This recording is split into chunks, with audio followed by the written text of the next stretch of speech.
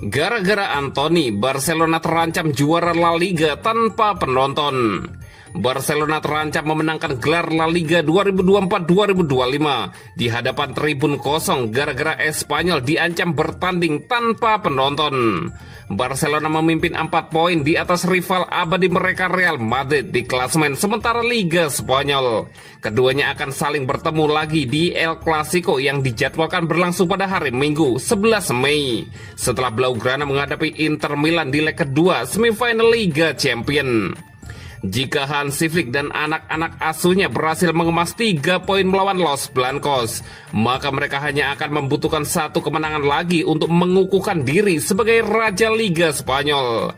Mereka bisa melakukan itu ketika dijamu Espanyol pada 16 Mei mendatang.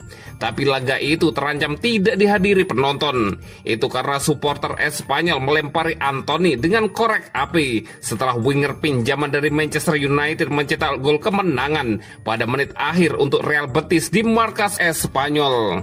Laga itu sempat dihentikan dan diancam tak dilanjutkan sampai insiden itu berhenti. Espanyol pernah dihukum karena perilaku serupa dari penggemar mereka saat dikalahkan Villarreal 2-1 pada September 2024. Sebuah gelas plastik dilempar ke wasit Alejandro Guentero Gonzalez yang mengenai dadanya. Los Periñotos dikenai denda sebesar 3.000 euro dan hukuman percobaan. Jika melanggar lagi, Espanyol diperingatkan akan dihukum dengan penutupan stadion untuk 1 pertandingan.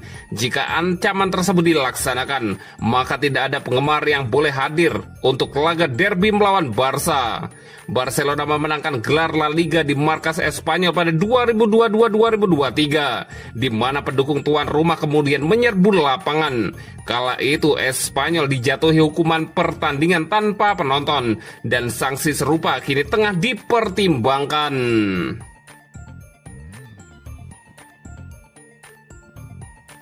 Barcelona disingkirkan Inter di Liga Champions. Hansi Flick tak mau bahas wasit.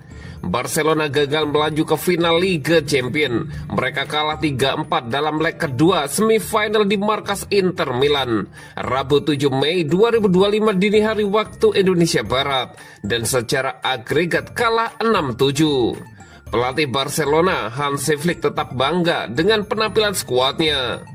Saya kecewa tetapi bukan dengan para pemain. Penampilan mereka luar biasa, kata Hansi Flick, seperti dikutip dari Football Espana. Flick menilai para pemain sudah mencoba segalanya.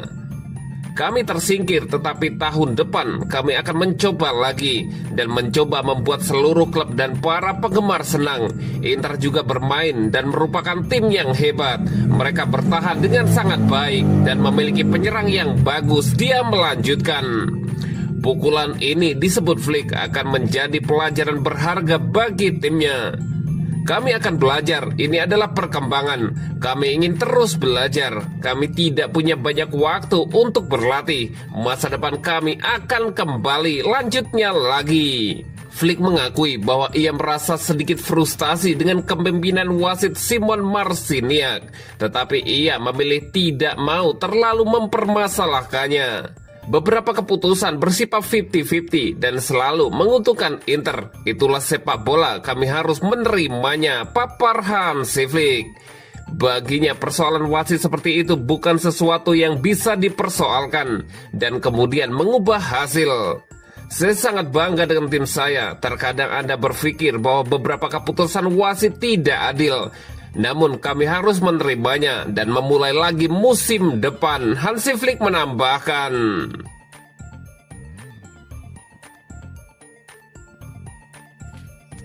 Lebih penting ketimbang Trisula penyerang Barcelona. Mantan pemain Real Madrid Toni Kroos menyatakan Pedri adalah gelandang terbaik di dunia dan lebih penting bagi Barcelona ketimbang Lamine Yamal, Robert Lewandowski dan Rafinha. Yamal, Lewandowski dan Rafinha telah mengumpulkan 86 gol di semua ajang musim ini. Namun Kroos yang pensiun musim panas lalu yakin Pedri adalah kunci kesuksesan Barcelona di bawah asuhan Hansi Flick musim ini. Bagi saya pemain seperti Pedri lebih penting daripada Lamine Yamal, Rafinha, atau Lewandowski. Mereka trisula penyerang mungkin akan menentukan hasil pertandingan. Tetapi untuk melakukan itu, Pedri saat ini adalah pemain terbaik di dunia di posisinya, kata Toni Kroos di podcast miliknya. Dia adalah pemain yang akan Anda rindukan saat dia tidak bermain. Siapapun lawan Anda, dia tidak hanya mencetak gol atau memberikan assist, dia menawarkan solusi, kata Kroos melanjutkan. Pemain 22 tahun itu tampaknya telah pulih dari masalah cedera yang menimpanya dalam beberapa musim terakhir. Dia telah tampil sebanyak 54 kali musim ini, mencetak 6 gol dan membubuhkan 7 assist. Saya telah mengamati apa yang dilakukan Pedri musim ini. Di Liga Champions, dia lebih baik dari lawan-lawannya di setiap pertandingan. Di La Liga, perbedaannya antara dia dan lawan-lawannya juga lebih ekstrim. Jika Anda kehilangan pemain seperti dia, Anda akan menyadarinya, dia yang terbaik. Dia salah satu dari sedikit gelandang di posisinya yang memiliki kemampuan untuk melewati pemain lawan saat tidak ada ruang. Pemain seperti Pedri membantu Anda di setiap area permainan, tutur Toni Kroos lagi. Setelah Inter Milan, Barcelona menghadapi laga El Clasico yang berpotensi menentukan gelar melawan Real Madrid pada hari Minggu, 11 Mei 2025. Klub Katalan itu akan menghadapi Los Blancos dengan keunggulan 4 poin di puncak klasemen La Liga. Kroos ingat betapa sulitnya menghentikan Pedri saat dia masih bermain di pertandingan tersebut. Saya mengalaminya sendiri, khususnya sekali dia mengalahkan kami Real Madrid di kandang. Sekali atau 2 kali saya pikir saya bisa mengalahkannya karena dia tidak terlihat begitu cepat, tetapi dia menggiring bola dengan sangat baik. Saya bahkan tidak bisa menghentikannya dengan pelanggaran. Dia tidak seperti Messi yang kecepatan geraknya bisa Anda lihat. Pedri tidak tampak begitu cepat, tetapi sebenarnya dia cepat, ujar Toni Kroos menambahkan.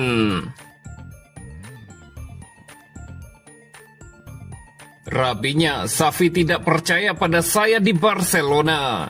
Rafinha kini menjadi salah satu bintang utama Barcelona di bawah arahan pelatih Hansi Flick. Penampilannya konsisten dan impresif, menjadikannya salah satu kandidat kuat meraih Ballon d'Or musim ini. Namun perjalanan pemain asal Brazil itu bersama Barcelona tak semulus sekarang. Ia sempat mengalami masa-masa sulit ketika masa dilatih oleh Xavi Hernandez. Rafinha merasa tak mendapatkan kepercayaan penuh dari pelatih dan staf pelatih saat itu, meski telah memberikan segalanya di lapangan. Puncak ketegangan terjadi dalam laga melawan Manchester United di Liga Eropa 2023. Baru-baru ini Rafinha akhirnya buka suara tentang insiden emosional tersebut.